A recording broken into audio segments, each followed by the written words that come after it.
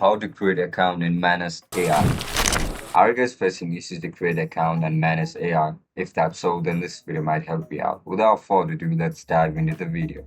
First of all, open Chrome or browser and adapt it for mobile devices. Once you open the Chrome, now simply search for Manus AI. After search for it, click on the first option where you can see this option from Manus Hand on AI. Click on it.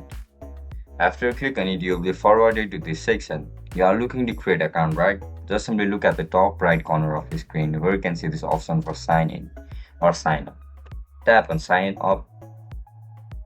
After you click on sign up, you'll be able to create your account using Google account, Microsoft account, or Apple ID. Just simply select the one according to preference.